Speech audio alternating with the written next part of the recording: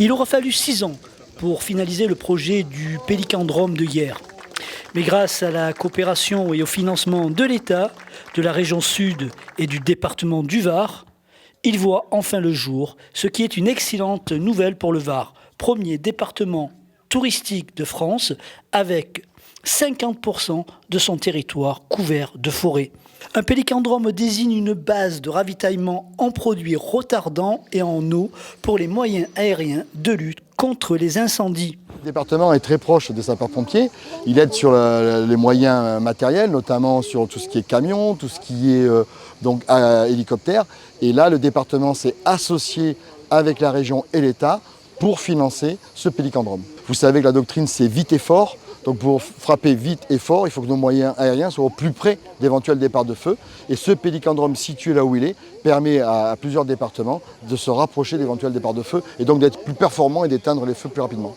Avant, il fallait attendre les avions qui venaient de Nîmes, puisque Marignane avait été fermé.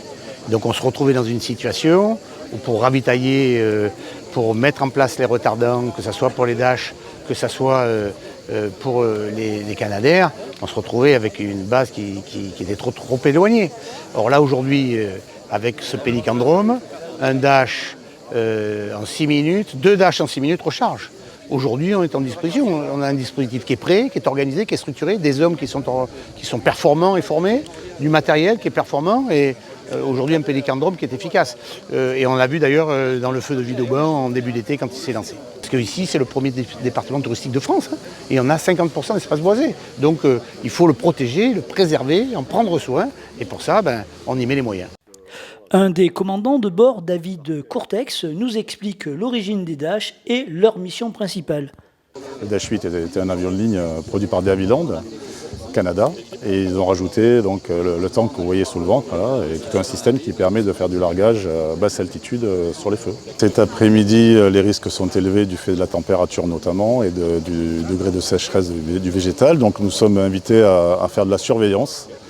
C'est ce que va faire le premier avion à partir de 14h et je décollerai ensuite à 16h30 pour prendre sa place sur un circuit de surveillance qui fait qu'on est en l'air en permanence et dès qu'il y a un départ de fumée, on tombe dessus pour essayer de neutraliser le feu dès le départ. Pour lutter efficacement contre les incendies, on peut aussi compter sur les drones qui offrent des capacités de reconnaissance, mais pas que. Alors les drones, il y a 2 types de missions. Vous avez les missions opérationnelles, donc on va retrouver au sein de ces missions tout ce qui concerne l'opération, c'est-à-dire les inondations, les feux de forêt, les feux urbains, les recherches de personnes, tout ce qui est lié en fin de compte aux opérations. Et dans les missions fonctionnelles, on va retrouver toutes les autres missions, par exemple des missions de préparation à la réponse opérationnelle, des missions de communication, des missions aussi pour le SDIS, par exemple construction d'une caserne, une surveillance de construction, ou alors le SDIS dispose aujourd'hui de 26 caméras, on peut aussi envoyer les drones, les surveiller, voir si tout va bien, voilà. Le drone aujourd'hui est un outil vraiment indispensable dans tout ce qui concerne le SDIS 83, que ce soit en mission ou en fonctionnel.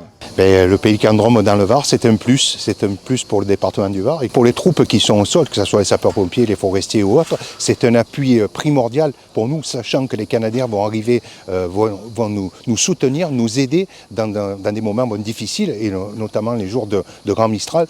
Il faut dire que souvent, si on n'a pas nos amis venus du ciel, on est en difficulté. Donc c'est un très très très grand plus.